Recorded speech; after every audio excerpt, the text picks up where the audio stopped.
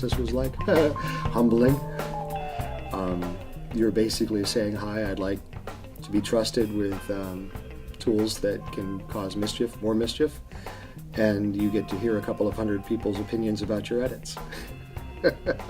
Oftentimes what happens is a user who is already an administrator will nominate other users, and so I was nominated by a user who was an administrator before me, and so I accepted the nomination, and the election went well, and then turned out an administrator. So. But mostly it was hearing the pros and cons of my request. Very humbling. So the process was fine. I thought it was accurate. The people who had issues with my prior edits were fair.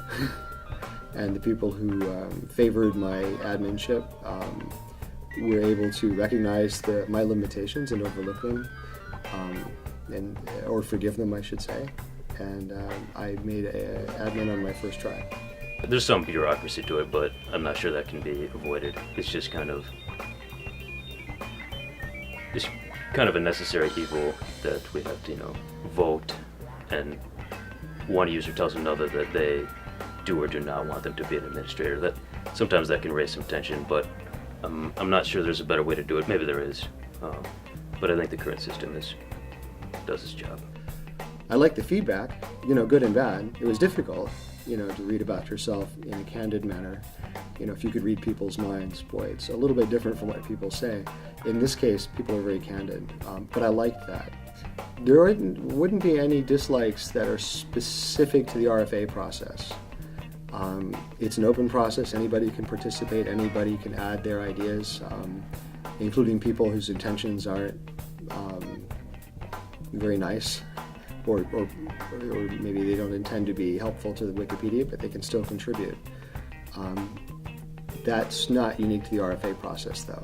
So if you don't like participating in discussions where some people are there just to troll, then you're not going to like the RfA process either, because some people will show up just to do that as well. I feel like the RfA process is pretty good at making sure that future administrators are at least decently equipped. There are a few users who I've strongly objected to, just because I've had prior experience with them, and they're unpleasant to work with, and so why would we elevate them?